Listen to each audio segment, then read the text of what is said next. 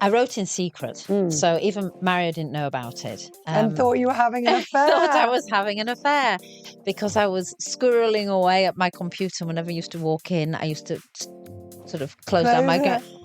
And this went on for a long time. And then eventually it was like, what are you writing? Why do you keep closing your computer? And I was like, well, I'm just writing. What are you writing? Yeah, exactly. And this one lady who sadly passed away last year, she had never read a book since she left school. And she started reading my books. And that opened up a whole world for her. And that for me was one of the best compliments anybody. She said to me, I never realised there was so much fun in books. I'm Farah Shammas. Welcome to Hotel Talk. We hope you enjoy listening to this friendly conversation between people connected by real life in hotels. Welcome back to Hotel Talk, and today I have with us an author, someone who frequents St. Raphael Resort Marina many, many times. We're in Global Women together, we're friends for many years, we've had many a coffee and a glass of wine in our various bars. It's Anna Maria Athanasiou, who we're very proud of in Cyprus because she's one of our few famous authors who's made it into national newspapers and reviews and articles and so much more. And she's going to tell us a little bit about the writing world, quite different to the hotel world. So welcome, Anna Maria. Thank you so much. I'm very, very pleased to be here. Yeah, I'm so happy. We've been talking about you being on the podcast for ages. But yeah, so many life. It's just crazy. So I'm going to start with a question I've written down here. So your journey really came from being a housewife to a published romance novelist, which is really quite inspiring. And I love hearing your stories. Many times as I've heard you talk about it to different audiences and crowds. I love it. So can you tell us what first sparked that interest and how you went from taking notes on paper napkins from mother's coffee mornings to full-fledged novels? Oh, well, it's been a long, long journey because from a young girl, I've always been creating stories in my head, never writing anything down.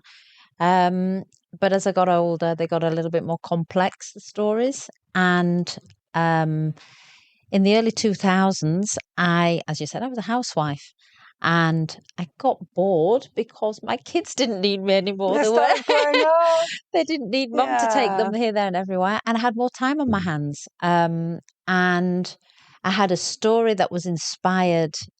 My very first story was inspired by the changing of the clocks. That, in fact, now coming up at the end of October, and my husband's phone in those days, it didn't automatically change, so I used to have to turn it on and change it for him because he was technically challenged. So as I did that, we had a nightclub at the time, and all the messages started coming through for bookings for the next night or the next week or whatever. And I thought to myself, wow, can you imagine if there was a message in there that I shouldn't be able to see? And that sparked the story of a woman finding out that her husband was cheating on her, and then it just ended up being a 900-page 2-book novel series. So because your books are whoppers. I mean, I've got them all. You don't do small, but laughing. They make good doorstops. Absolutely. So I love them, but they're big. Yeah. So tell us a bit about that. Like, you know, I always think I'm only going to write a small story, but it kind of runs and the characters become bigger, and then there's like subplots and extra stories, and I like that.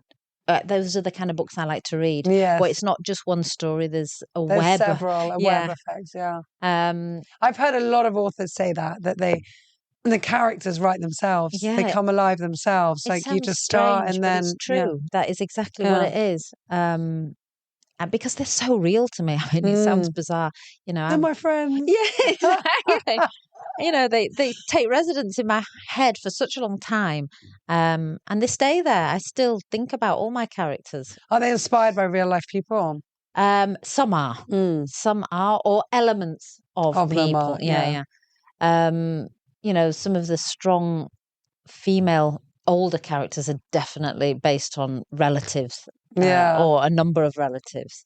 And it was bizarre with my first series when I wrote. The lady had 2 sons, and my sons at that time were quite young. There was 9 and 15. But how I described them in the characters were in their 20s are very much like how my sons are now, and that's kind of a bit almost predicted. Yeah, they very much are. So yeah, even though that story was not my story, there's a lot of me, obviously, in all my books. Well, personal elements, there has to be. Yeah. So why do you write in series? I wasn't supposed to. I was just supposed to write one book, but it just evolved and developed. Yeah, and when I needed the continuation. That's it. When I did my first book, obviously it was 900 pages, and there's not many books that are that big. And so the publisher said to me, you need to like split the book into 2. So then when I started my second series, again, it was just going to be 1. And then it just got bigger, the story, and it got a little bit more dangerous, more sort of complex, and it just grew. So so you've always done series. Yeah. Though the book that I'm writing now, I'm determined it'll just be 1 book, but I don't know.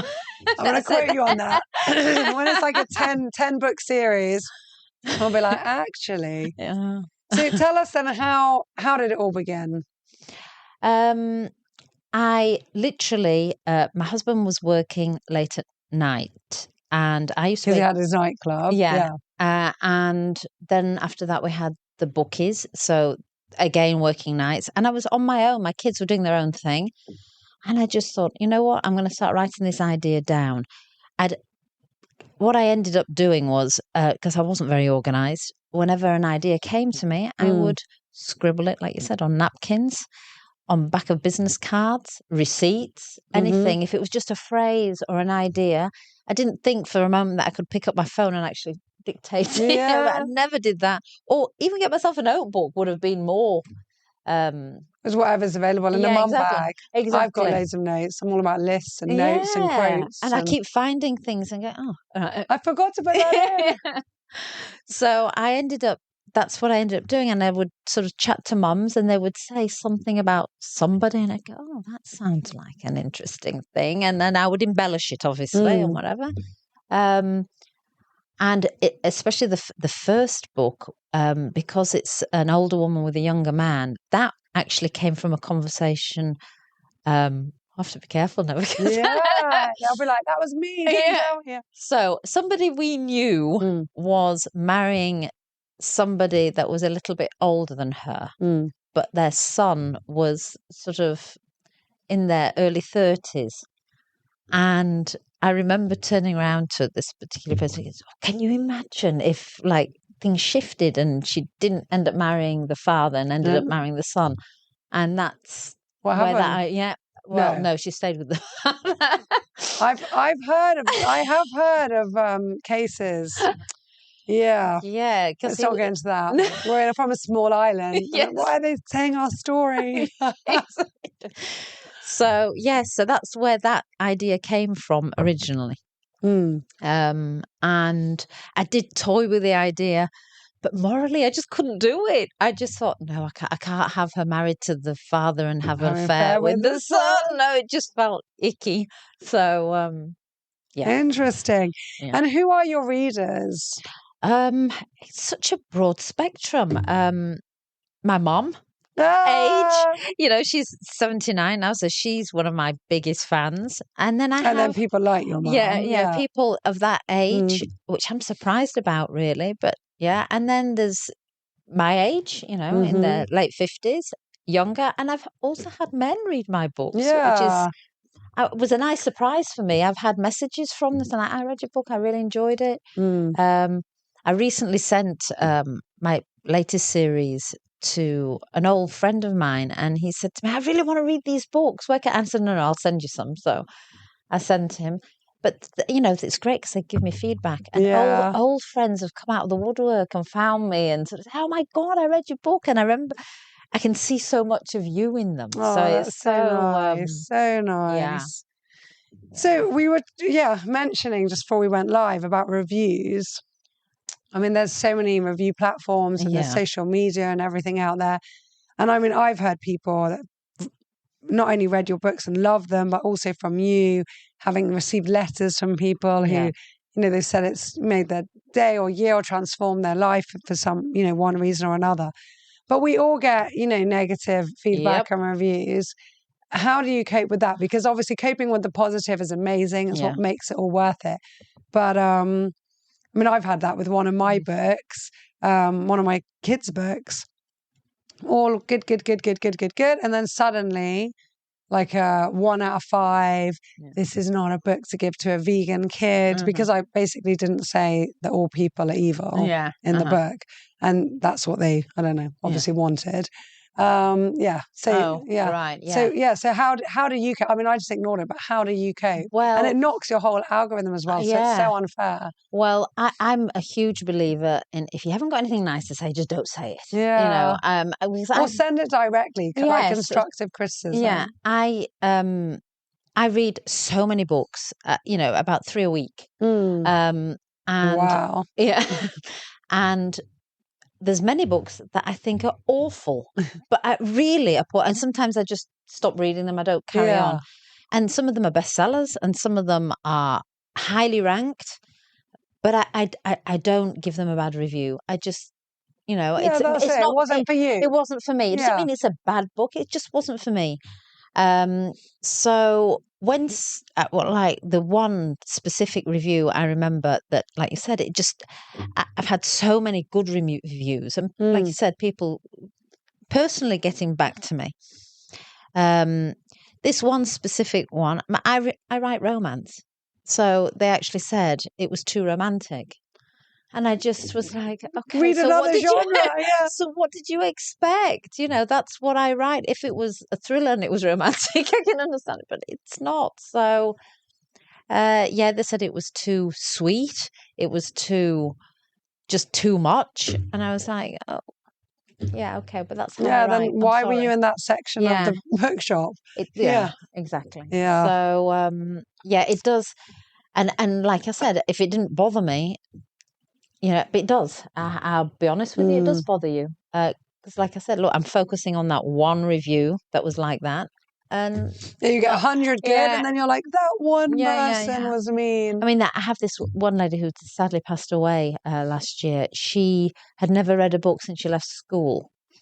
And she started reading my books. And that opened up a whole world for her. And that for me was one of the best compliments anybody. She said to me, I never realized there was so much fun in books. Yeah. And she died sadly of cancer, and reading books helped her. So that was amazing for me. Yeah. It's a ripple effect, butterfly effect. You made a difference. Exactly, So you have covered this, but maybe we can get into a bit more. But how's your personal experiences and relationships, maybe particularly with your friends or family, shape the themes and characters of your books? Well, I do pluck things from them, and they don't realise it. They're always chatting to you and being analysed. That's it, exactly. They watch me go off, drift off. I do. A lot of my plots are sparked from something that is said, or a song, or a feeling somebody describes to me about something. So it does influence me a lot. My last series was influenced by a woman that I met online. We were both authors. Actually, we both had a healthy obsession with a megastar, and we bonded over that. And she had met this guy on and won an auction to have lunch with him for a charity. Yeah. And I thought, and I'd met her online because we were both authors. And she told me about this situation, obviously, because we were talking about him. And I thought, what an amazing idea. Wouldn't it be great if I mean, she was a lot older than him. Yeah, and it whatever. sparked a romance. Yeah, it sort of sparked off a romance, and that's where the idea for my How third nice. series came from. She was totally my inspiration for that. And who do you dedicate? Do you dedicate your books, and who Yes, do you I do. dedicate them to? Yeah, my first series was to my boys and Mario. Yeah. My second series was to my parents, simply because from a very young age, I always wanted to have my own restaurant, and they always thought I would have my own restaurant. So I never managed to have it, but I wrote about owning one. So Oh, you might manifest it like that. You never know. You've got a long. I just saw a really nice interview with a lady who's 80. Yeah. And they was telling her, what would you give advice? Yeah. Like, what would your advice be to someone in their 40s? And she said, oh my goodness. She said, well, that's half my age. And she said, I'd tell them, you know, you've got it all still coming. Yeah. She said she also is an author, and she didn't write her first book, I think she said, until she was 56. Mm-hmm. She didn't get like her biggest deal until she was 60 something. And she was like, she's still now like at the most successful stage of her life. And she's like, and I'm looking forward to so much more. Yeah. So never, I think this is a mistake we do. We put timelines it's true. onto ourselves. I agree with that, because like I never expected I'd be writing in my 40s. But 40s are young. I know. Like, but, you know, but we think, and I think even more as women, we put this absolutely like, pressure on ourselves. Like, oh, that's it. But why? Like, and also we've got a huge chunk of our lives that we have to, I won't say disregard because they're so important, but for women who do choose to have children, you know, you've got a decent 10-year period, 15, where you're juggling and really a lot is on pause. Yeah. So, you know, that means that you're maybe some of your 20s, definitely your 30s, some of your 40s is taken out of that, you know, corporate ladder, that progression, that professional side of life. So, you know, in your 40s is like actually being a man in your late 20s. Yeah, I totally agree. I mean, my kids have actually said to me, you know, maybe you should open a restaurant, you know. Yeah, why not? And you've got more to bring to the table now. Plans, you heard it here first, everyone, on Hotel Talk. So, okay, so let's talk about living in Cyprus. You grew up in the UK. Yes. Maybe you can tell us a little bit about that. I love having Chaluas on this program. That's me. I'm proud of it. BBC. Yes, absolutely. British-born Cypriot, for those of you who don't know or haven't heard it mentioned before here. But okay, living in Cyprus, tell us a bit about the island's culture, landscape, traditions. How has that influenced maybe the mood of some of your novels? Yeah. And tell us a bit about growing up in the UK and moving over here. So 2 questions there for you. Well, for me, my first series is based here in Limassol. Yeah. So, and places that people know, because I love living here. I really, really do. I didn't think I would. I'll be honest with you. When we first came out, I had a 6-month-old baby. I didn't know anybody. I didn't have any family here. And I was like a fish out of water for a long time. And I think a lot of people, I kept going backwards and forwards to the UK and kept calling the UK home. Yeah. And it always will be. Well, it was weird. To some degree. It always will be. When George, my eldest, was about 4 years old, and I was talking to somebody and said, oh, we're going back home. And he turned around to me and was like, what do you mean we're going back home? This is home. And I realised that I needed to stop saying that, you know, go back to Leeds, go back to the UK, but not home, because for my children, here is home for them. So I made a conscious effort from then on to not view it as being... truth from the mouth of babes. Yes, it's really like shockers sometimes what they say. Yeah. And my children are more comfortable here than they are, even though they're very comfortable in the UK, because obviously all my family's there. So when we go and visit, it's like a second home for them. Yeah. And they're both living there at the moment. And your husband was also brought up in England, wasn't he? No, he wasn't. Oh, was he not? No. He was born and brought up here. Okay. And went to the UK to study. And that's how I met him. Okay, He was my brother's best friend. Oh, that's so nice. Well, I don't want to get emotional, but you have experienced just immense personal loss with the passing of your husband last year. Yeah. How have you found solace? How have you managed to give us stories of survival, and how have you no one ever gets over that. No, it's true. But how have you been finding solace? How maybe has your writing helped you? What's helped you navigate your grief? To be honest, I'm still in a bit of a daze. Because it was so quick. Yeah, it was very quick. And he was young. I know 59 might not seem young to very young, but he was also very quite young at heart. So he was always very playful. So that makes it even harder. And he was so fit. That was what was even worse. But for me, I know it sounds terrible, but I'm on autopilot. I really am on autopilot. And I hit the ground running because I had to. We had businesses to sort out. Yeah, you had to take over all of his businesses as well. I had to take over everything. And, we'd always done everything together. And it was always a team. It was like, I know it sounds a bit corny, it was like a team because Athanasiou sort of thing. So we used to always do things together.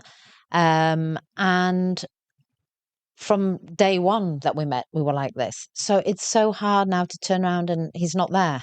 So every decision is mine. Every step I take, I question every step. Am I doing? If it's advice to the children, if it's work related, even just for myself, am I doing the right thing? Should I be doing this? Yeah. And you had each other. Yeah, and nobody will be able to take that role again. So, like my children said to me, from now on, it's the three of us. We make decisions, the three of us together, and so this is what we're doing. You've got the support of your boys, and you're there for them. Yeah. Do you talk to Mario sometimes? Oh, I talk to him all the time, and I tell him off all the time.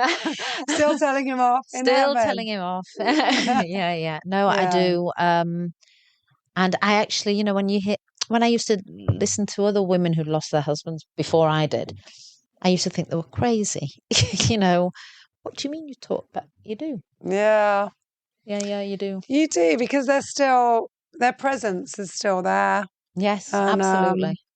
Nobody can take that from you. That's, and not even death. No, at all. Yeah, I mean, I have daily conversations. Yeah, sometimes good, sometimes also good. Yeah. But yeah, I do. Well, you're doing remarkably well. Thanks. And I'm proud of you. Thank you so much. So, I got a bit emotional there. So, what advice would you give to aspiring authors, especially those who feel like maybe they're starting later on in life? They didn't study it, they're not 22. And so, what, like maybe something holds them back. What advice would you give them?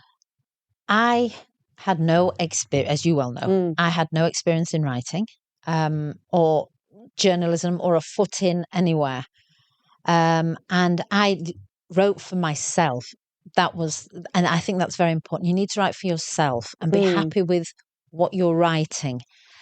Because if it does move into something else, you need to be able to sell it. If you don't believe in your product, as you well know, you can't sell it if you don't believe in it. And I started writing and thought it was going to be rubbish. The most important thing is you need to find people that you trust and you can ask them, because you need brutal criticism. You need somebody to say to you, no, that doesn't sound so good, or that's a bit cheesy, or whatever, because it's fiction as well. Fiction is different to... Yeah, so you can change it, exactly. Yeah, exactly. And I was very lucky. I had my mum's my first critic, and she's very straight. Yeah, she won't sugarcoat anything. If she didn't like it, she would just say, no, I don't like that, or whatever. And I also had a few core friends that I used to send chapters to, and they were constructive. If they said to you, I like this, but not the... On the whole, I did get positive feedback. Course. So. Yeah. Well, I mean, they're good books. So, yeah. So, and maybe you could tell everyone, because I love this story and we haven't said it on the podcast, say how it all started. You sent it to your brother. Yeah. You say the story. Right. So, I wrote in secret, so even Mario didn't know about it. And thought you were having an affair. Thought I was having an affair because I was squirreling away at my computer. Whenever I used to walk in, I used to sort of close down my... And this went on for a long time. And then eventually it was like, what are you writing? Why do you keep closing your computer? And I was like, well, I'm just writing. What are you writing? Whom? Yeah, exactly. And so then I fessed up and told him I was writing a book, and he was gobsmacked because I'd never, ever vocalized, that was something I wanted to do. But he was so chuffed. And the first thing he said, is it about us? Is it about me? I was like, no. Am I in it? Am I in it? Exactly. So then once that was finished, my brother came over to stay with us for a week, and I put it all on a USB, and I said to him, give this to Mom when you go back. And he was like, oh, what is it? Oh, it's something that she wanted. And he wasn't very interested in what my mum and I spoke about. So he passed it on to her. And she started reading it. And the first 10 chapters, thankfully she reads quickly. So the first 10 chapters she read, and I Skype called her and I was like, what do you think? And she goes, I don't know how to tell you this. And I thought, oh, here we go. She's going to slaughter me with whatever. And she said, I didn't think you'd be able to do it. And I forgot that it was you that wrote it, and thought it was a book I'd got on my Kindle. She said, just send me more. So this is why the USB went with my brother. And then she told my brother, she goes, you know what? Your sister's written this book. And he rang me and said, I was there for a week. You never said anything. And I said, well, I didn't think anything would come of it, to be honest. And he goes, no, we need to do something about this. So he hasn't read a book since he left school. He knows nothing about the literary world. Yeah. And but he's like a dog with a bone when he wants to do something, and he researches the hell out of everything. And he did. He did it all for me. He cold called publishers, traditional publishers, and touted my book. He knew nothing about the book, and somehow I managed to get 3 that were interested in the manuscript. And then they all wanted it, and I decided to go with one specific publisher. But that was totally bizarre. And then I started panicking because then it's out there. Yeah, that's it. It's in the public. Yeah, exactly. And then the rest is history. Yeah. Yeah, kind of. And then it did well. And then at one stage, and then I think the Daily Mail got hold of it, didn't they? Yeah, they found out that this housewife on an island in the Mediterranean had written this book, got a publishing deal, and they wanted an interview. So I had to go have first time ever had professional photos taken. I remember them, it says, we need photos. And I was like, okay, I'll see what I've got on my phone. They went, do you have any professional photos? Yeah. I went, no, but I can organise it, I think. So I had to do that. So exciting. Yeah. And they did a whole article on me, which was lovely. And then once that came out, Woman magazine got in touch and they asked me to come out. I went down to London and they did a whole photo shoot with me. And that was another surreal moment, Woman's Own, for goodness sake. It's what my mum used to read, all these years. And it was, so that amazing. Was crazy. Yeah, and which was it? Nelson Mandela's book that you? Yes. Oh, yes. Same time. Yeah, as yours. It was. Yeah.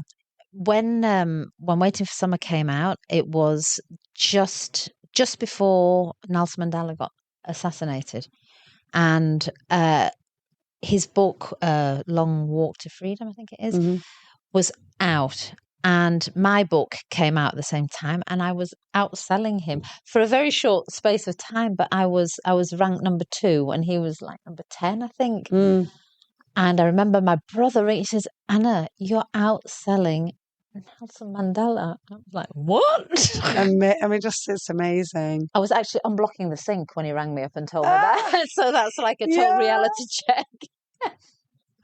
Oh my goodness. It's just amazing. I mean, it really is. That was, a real pinch me moment. Yeah. It's so inspiring, really. And it just goes to show that we should never. No, you should never limit yourself. Never limit yourself. Never bliss your dreams. Never think you can't do it. You know. Yeah. I know a few women who have since I published got in touch with me and asked me this. How did you do it? And I just said to them, just do it. You know, what's the worst that can happen? People don't buy your book. So what? So what? But at least you tried, you know. Yeah, exactly. I always use, I mean, not that I'm even in that whole bracket, but J.K. Rowling, how many times did she get rejected? I think something like, was it 43 or something? Yeah, something ridiculous. Crazy, yeah. And so that in itself is inspiration to anybody. Exactly, yeah. Also, wasn't she a mum on welfare? Yes, it's just exactly, amazing, yeah. So tell us a bit about how you stay connected with the passion for writing. Do you have any rituals or habits, or is there a routine that helps get your creative flow? How do you do it? I obviously this last year has been difficult, so I've not been able to write, but I've started again. Yeah. So, but on the whole, I've got another 3-4 books in my head already.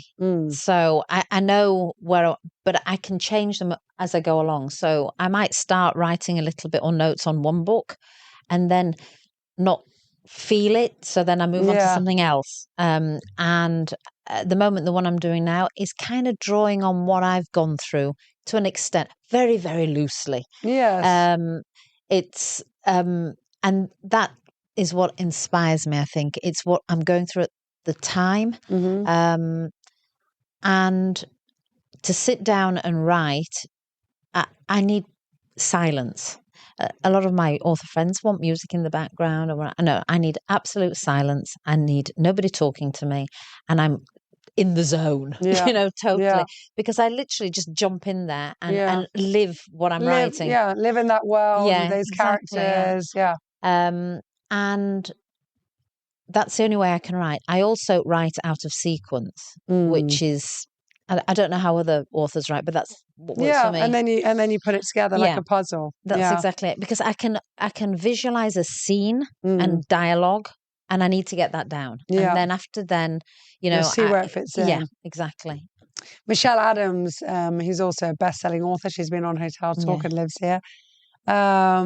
She was also saying the same, that she just needs that peace and quiet, and she needs to concentrate for those hours.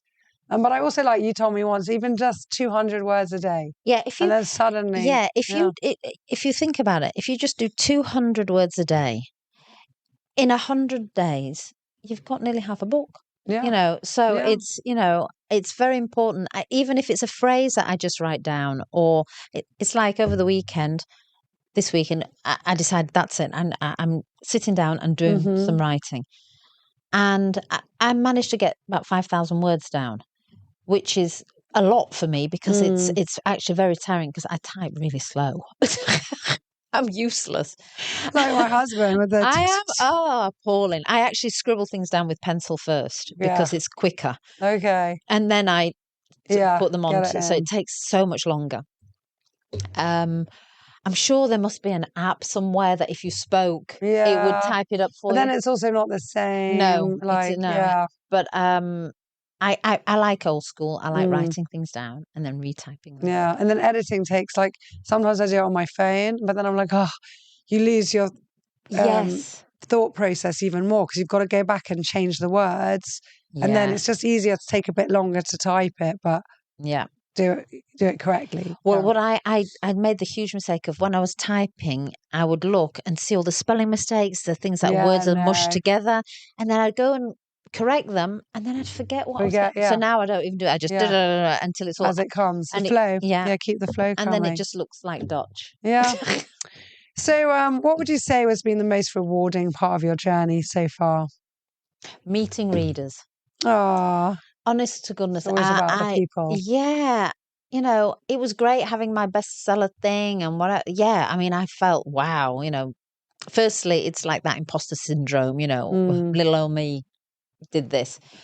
But when I get messages from readers or I meet them at signings and they know my characters so well and they pick up on detail or whatever, the people have brought me presents that are related to my books, and that they've picked up on You've certain touched things. people's lives. Yeah.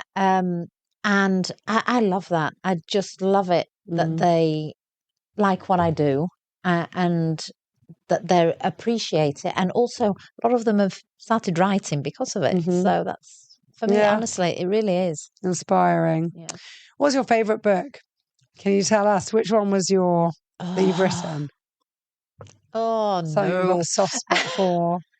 I think maybe the Casa d'Italia series, because it's about a hotel. No, sorry, a restaurant. Yeah. Because it's something I always wanted to do. So maybe that. And it's all about an Italian family. And I've really got a soft spot for the Italians and their food and all that. Maybe that. But yeah, my other ones.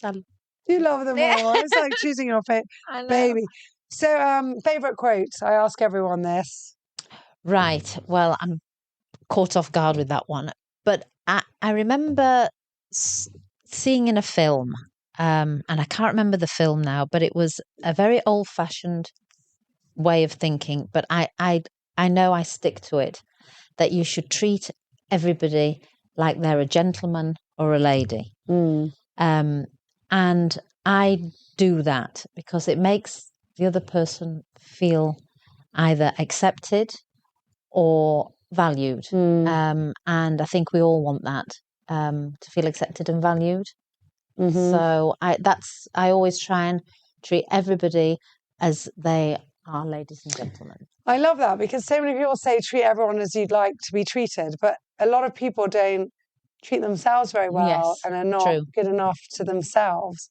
So actually effectively treating someone like gentry, like not just ladies and gentlemen, but if they're like up there with on respect, a pedestal with so much respect, then they'll sometimes it can take them off guard and make them feel like they really are, and they've got to live up to that. And we all want to feel worthy. It doesn't matter what anybody says, even to ourselves. So I try and do that. That's always. Lovely. I really like that. Right, and final question. I will move these around. So this is a bonus question. Everyone on this podcast gets to pick a piece of paper from this crystal bowl. And thank you. Let's see what you got and by who. Sometimes they say. This is from Maria Francesca, who's our social media lady. What's your favourite childhood memory? Oh, that's nice. I think holidaying with my family when we were young, going to Greece. Going to Greece? Yeah. We used to go to Greece practically every year. Greece and not Cyprus? Yeah, because even though my parents are Cypriot, all our relatives were in Greece.